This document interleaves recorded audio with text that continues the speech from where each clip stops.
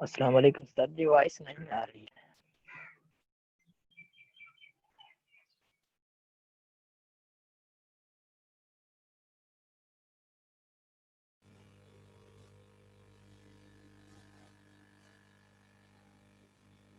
अच्छा, शुरू से नहीं आई आवाज?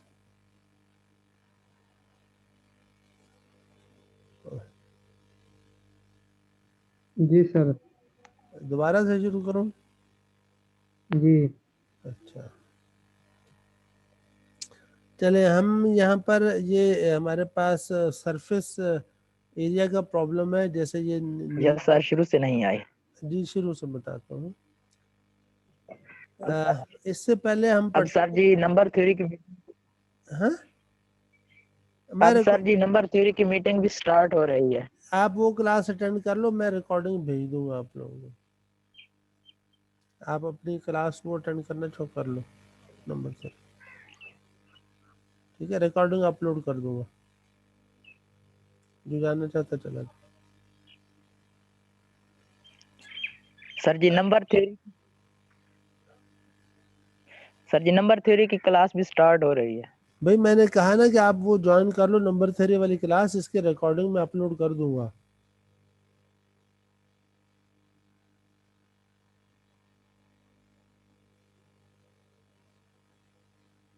ठीक है?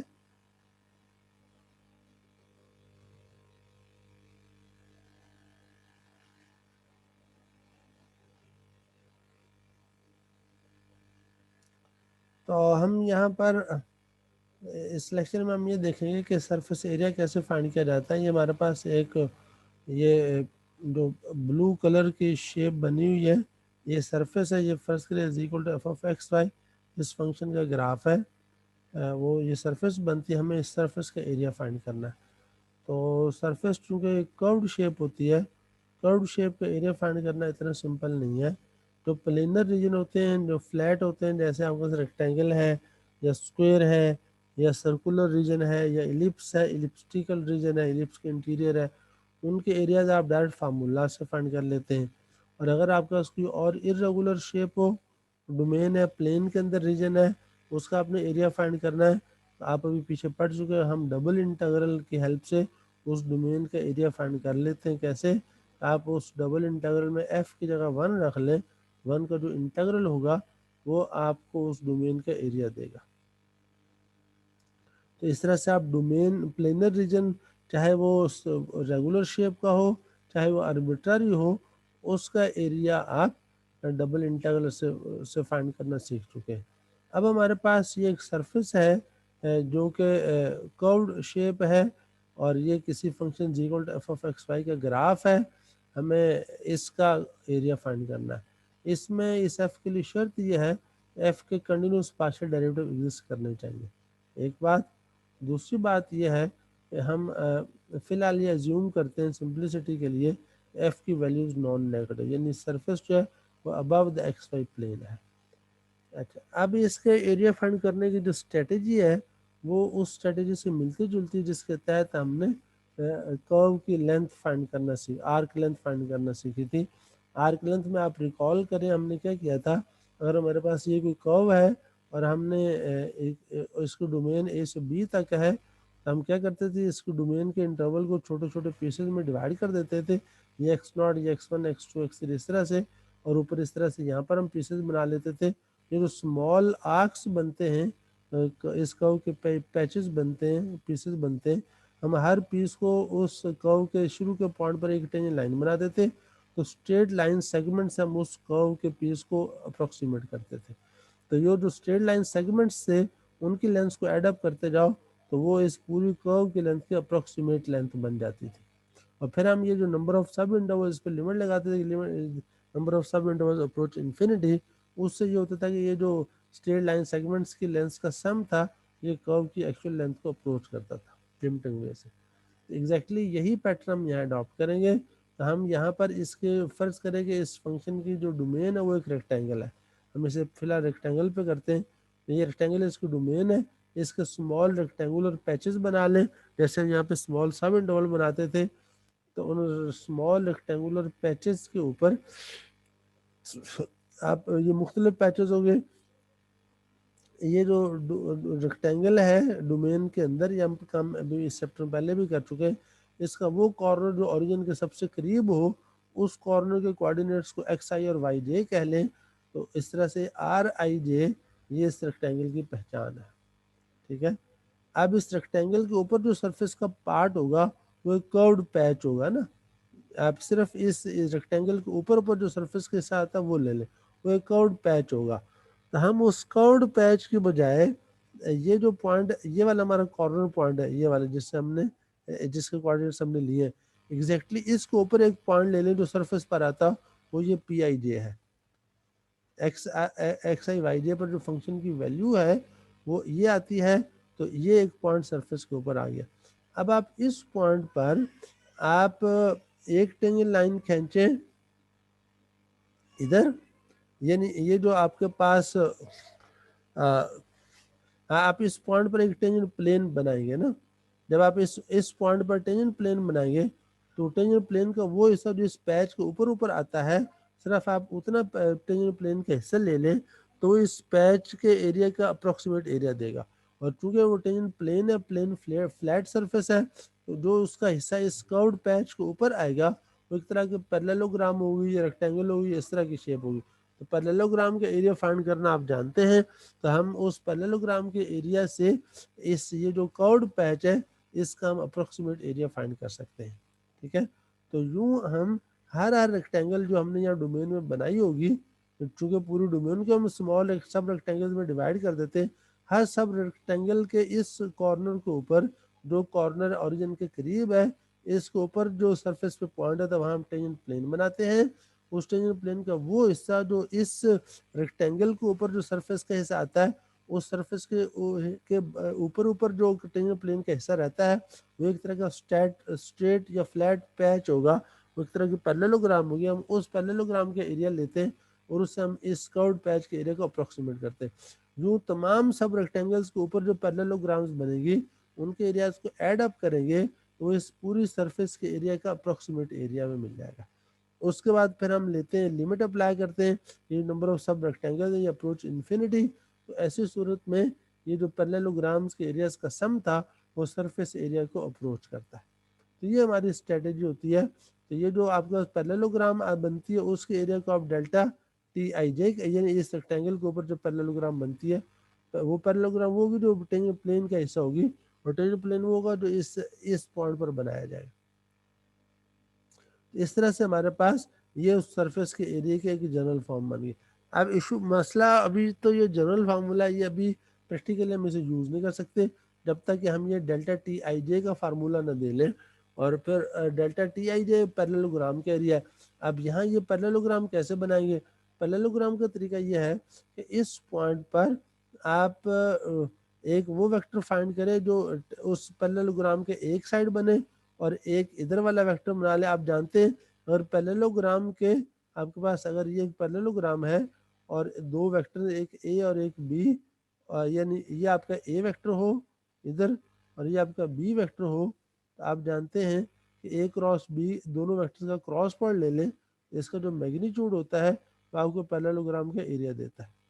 ये तो इस तरह से ये जो हमारे पास यहाँ पैरेललोग्राम बनेगी, हमें उसके जो एडजेसेंट साइड्स के वेक्टर्स है वो चाहिए।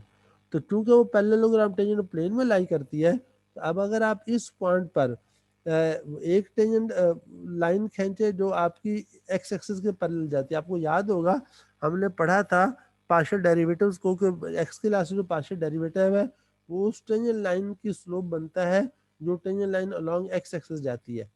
यानी ये जो हमारा कर्व्ड पैच है इसका जो ये वाली साइड होगी, क्योंकि ये देखें ये जो रेक्टेंगल की ये साइड है ये पैरेलल टू एक्स एक्सिस है, इसलिए इस साइड के ऊपर जो सरफेस का हिस्सा आएगा वो एक कर्व होगी ना।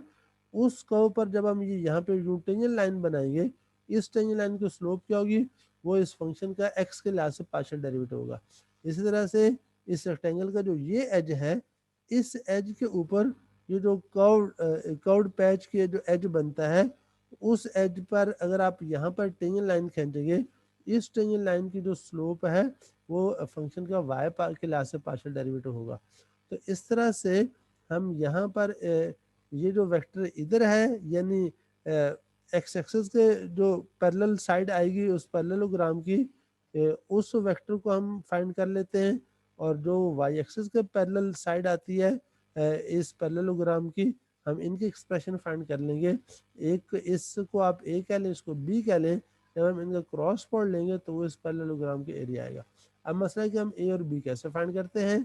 तो ए वेक्टर ज़ाहिर है हमें, चूंकि ये जो वेक्टर है ये वाला आपका ए वेक्टर ये एक्स जी प्लेन में, क्योंकि ये इधर एक्स एक्सिस वेरी करता है, वर्टिकल ये वर्टिकल वेरी करता है, ये एक्स एक्सिस के लॉन्ग वेरी करता है ये वाला वेक्टर। तो ये जो ए वेक्टर है ये लाई करेगा एक्स जी प्लेन में, ये और ये बी वेक्टर जो लाई करेगा वाई जी प्लेन में।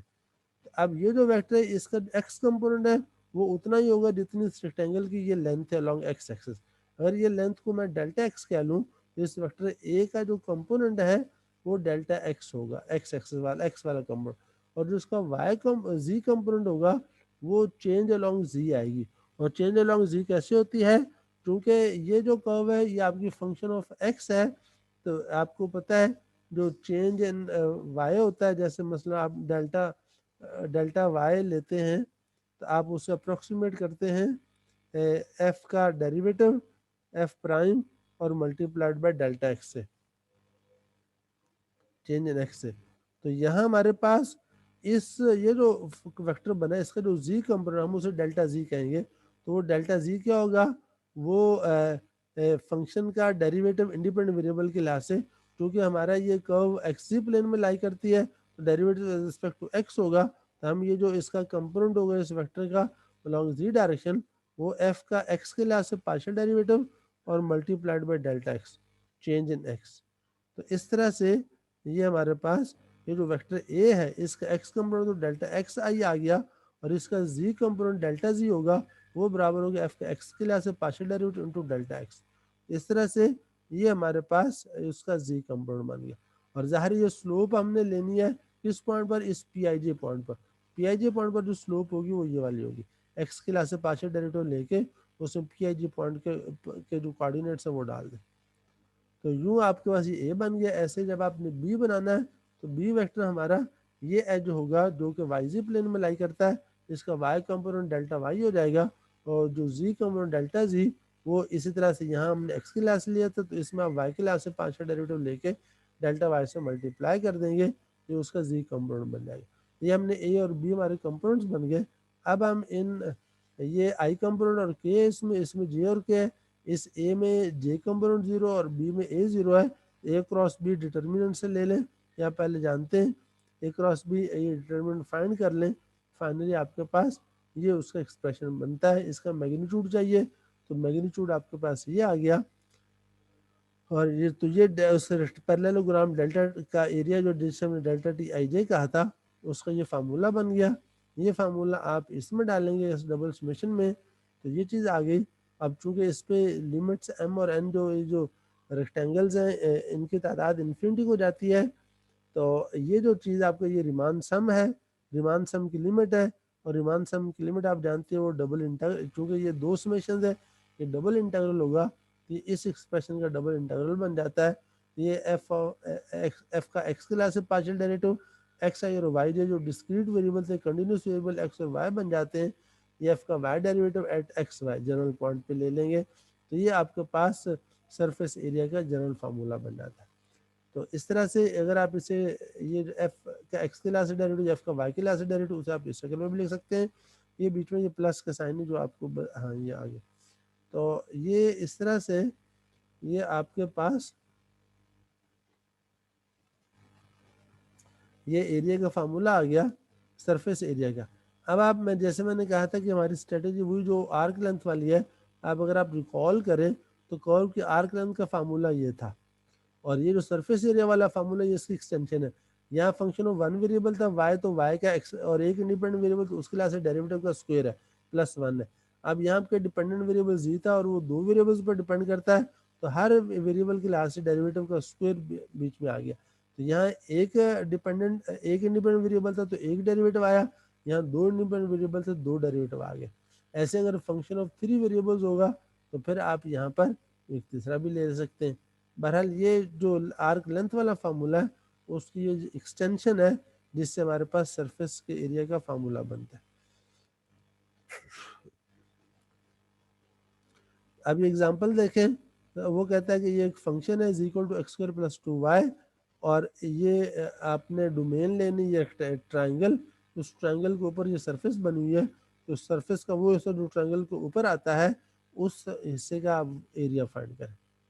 तो ट्राइंगल के वर्टिसेस उसने बना दिए हैं, तो इसलिए बेहतर है कि आप पहले उस ट्राइंगल को स्केच कर लें। ये हमने स्केच किया, इसके वर्टिसेस शो कर दिए और इसे ये सेट की शक्ल में देखें, सेट की शक्ल में लिखेंगे तो हमें उसमें सहूलत हो कि हमें लिमिट्स का पता चल जाएगा। इसमें देखें एक्स आपका 0 से लेकर 1 तक है और वाई आपका यूं जा रहा है।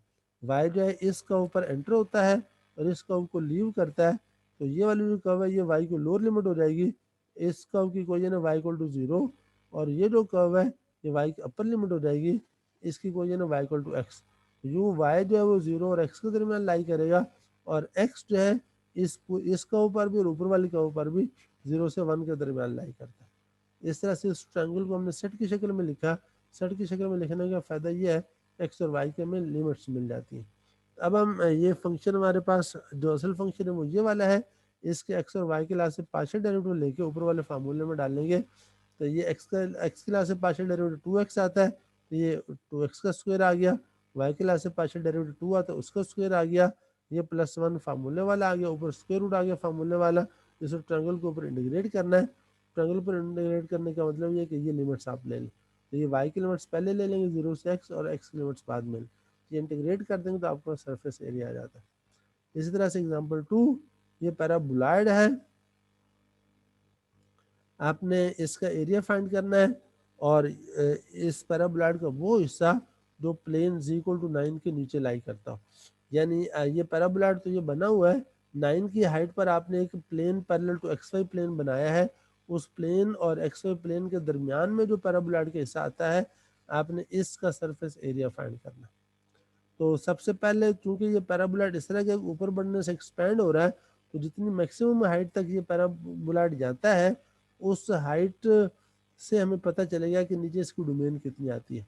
तो अगर आप इसको 9 की हाइट पर जो प्लेन है उससे पैराबोलॉइड को इंटरसेक्ट करें, ये जो इंटरसेक्शन है वो ये सर्कल बनता है x² + y² = 9।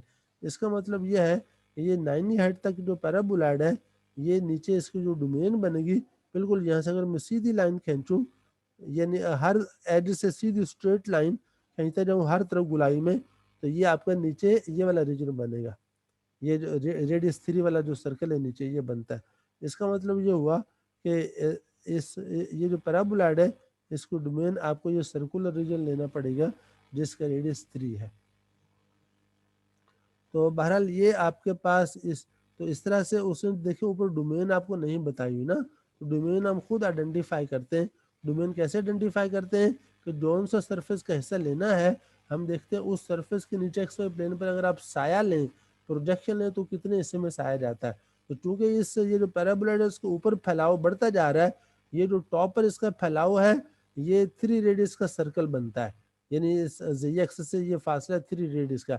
इसका मतलब है कि अगर आप इसका नीचे एक्स प्लेन में साया लेंगे तो उतना ही बनेगा जितना इसका टॉप फेस है, क्योंकि टॉप फेस की चौड़ाई और उसका साइज एरिया ज्यादा है ना।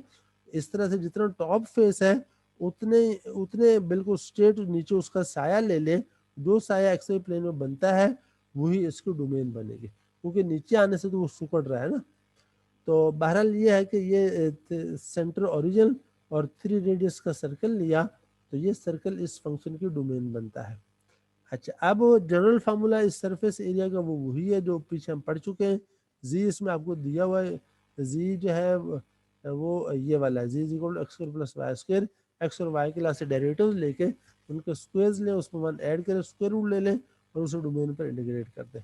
तो डोमेन हमारे पास चूंकि सर्कुलर रीजन है, सर्कुलर रीजन में अगर आप देखें तो पोलर को यहाँ पर भी देखें तो इंटीग्रैंड में x² + y² आ रहा है। x² + y² आप जानते हैं ये r² होता है।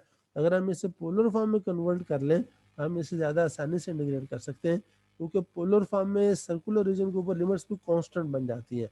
यानी रेडियस में सेंटर से जितना रेडियस वहाँ तक इंटीग्रेट कर लें और एंगल पूरा ले लें 0 से 2 पाई। तो इसलिए इसको अगर हम पोलर फॉर्म में कन्वर्ट करेंगे तो हमारी लिमिट्स कांस्टेंट आ जाएंगी और आसानी से इसे इंटीग्रेट किया जा सकता है। तो वही तरीका आ गया, X square plus Y square की जगह आर स्क्वायर आ गया, यहाँ पर स्क्वायर रूट के अंदर डी ए की जगह R D R D theta आ गया। और इंटीग्रेशन लिमिट्स में जो डोमेन हमारी सर्कुलर रीजन है तो उसका रेडियस 3 है, तो आर की लिमिट 0 से 3 आ गई, थीटा की लिमिट 0 से 2 पाई आ गई। अब ये इंटीग्रल कंप्यूट करेंगे तो आपको इस पैराबोलॉइड का एरिया मिल जाएगा। इस तरह से अब आपने सरफेस एरिया फाइंड करना सीखा। चलिए, आपका सवाल हो तो पूछ सकते हैं। हाँ जी, एनी क्वेश्चन? कोई नहीं है? चलो, अस्सलाम वालेकुम। नो सर, कोई नहीं है फिलहाल। ठीक, अस्सलाम वालेकुम।